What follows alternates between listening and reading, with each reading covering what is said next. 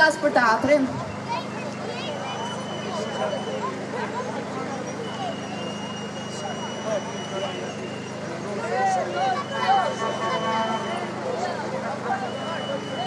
Unë vin nga një vend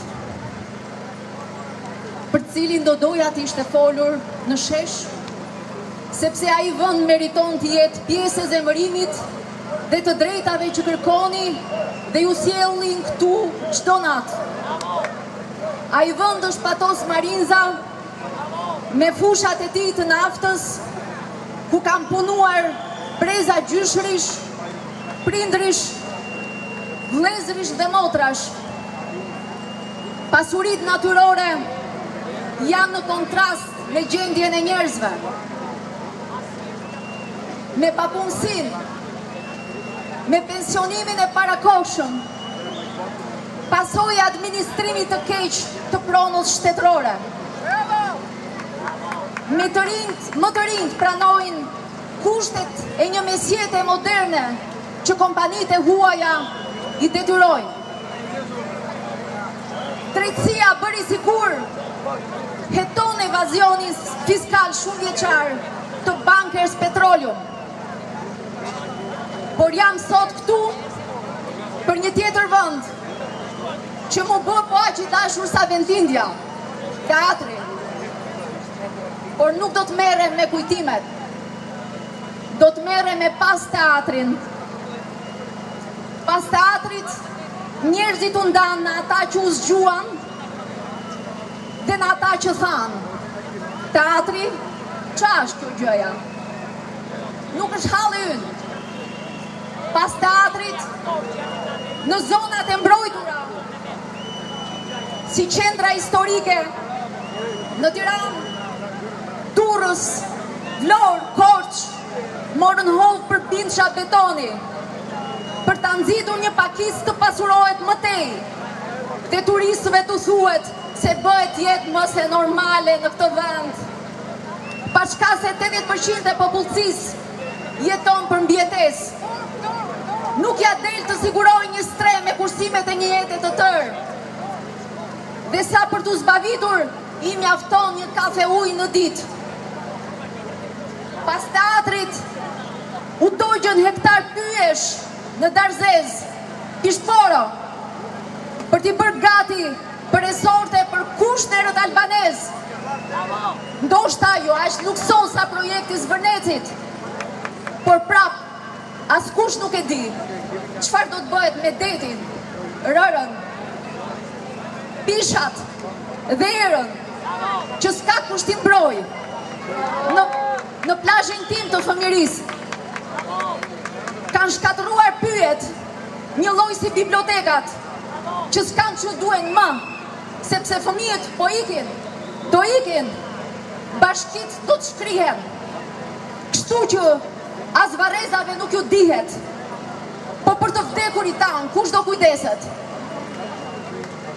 Pas teatrit, Kino Studioja ju fal mediave, që regjimi i ka bërë investitor strategjik me hektar tokash në jugun e bukur.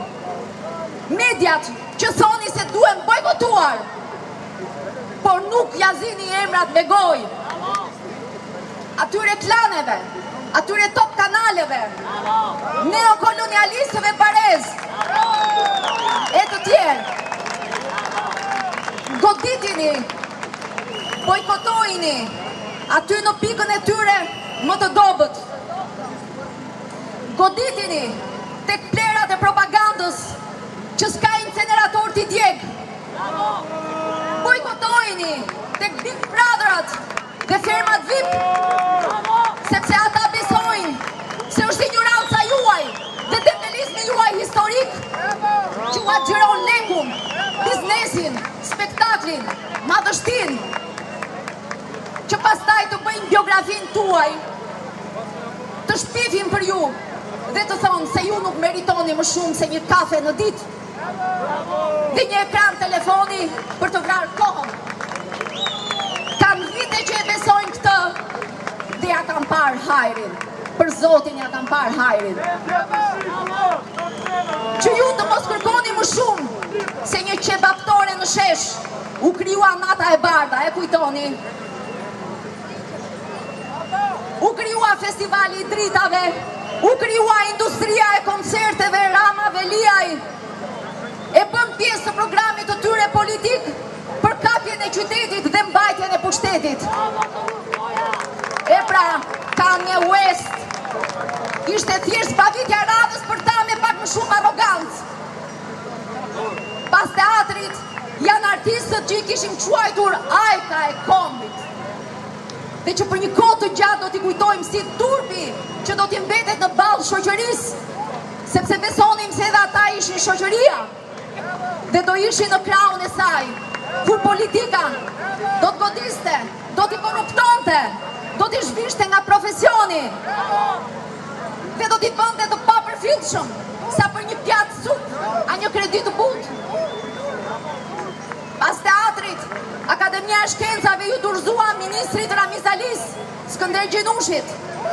Në këmbim, a i shiti partinë të ndoshit, që të hynte në parlament, dhe historia dihet, e kundërta e elitës, ka zënë vend në shkencë, në kuvend, në biznes, zaptim tokash me të fort ka ndodhur, Filipoja ka ndodhur, Baksirioni ka ndodhur. Pasi kishin ndodhur një herë, Kakomeja, Palasa, Porto Palermoja. Një shoqëri e traumatizuar, gjithmonë e zbulon me vonesë lirinë e vërtet, dhe ky shesh po i jep kuptim kësaj lirie, që çmimin e ka të lartë, joshjen e ka të fortë dhe të magjishme. Në mesjush, duhet të ketë nga ta që ju flasim për lirinë dhe që një ditë do të kërkojmë pushtet për jush. Por ju tani keni për t'i dalluar, sepse e keni identifikuar më në fund me gjithë shka, modelin e 35 viteve. Po e zhvishni gjuhën e demagogut që ka folur pa pushim për lirinë, emancipimin dhe të ardhmen, duke i vrarë për ditë nga pak të gjitha këto, sepse e ka menduar veten të paprekshëm. Keni dëgjuar zonjën e tij të shplaj trut fëmijëve në ekranet e televizionit, duke thënë, Edin, edhe kur të mos jetë më, do ta kujtojnë pensionistët e ardhshëm, turistët që nuk kanë lindur ende do ta kujtojnë, kur të shëtisin Lungomares dhe Nën Velier. Zero negocim me këtë njeri që nuk nje respekt për popullin që drejton. Zero tolerancë për gjuhën e tij të dhunshme dhe moralin e tij që fyen edhe shtazët. Pas teatrit, vuajtja e shqiptarëve nuk duhet lënë vetëm në dorë të spitaleve, se aty dihet se shkon puna. Tek ajo që po kërkoni dhe i keni vënë emrin shqipëriere, duhet hapur vend në rast të parë në mendjet tuaja dhe në shpresat tuaja. Duhet hapur vend për bibliotekat, për librarit, për kinemat, për galeritë e artit, për skenat që janë shkatëruar, apo që u premtuan dhe nuk u ndërtuan kur. E fundit, sepse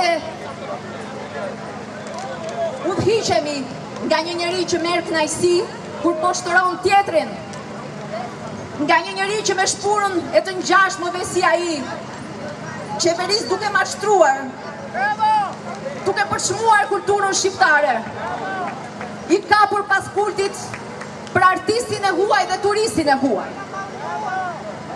Ringritja e këtyre vendeve që janë edhe shpirtërore mund ta përpunojnë dhimbjen që është shkaktuar shqiptarëve, si atyre që e kanë ndjerë sy hapur këtë dhimbje, edhe atyre që e kanë akoma mundësinë të zgjohen.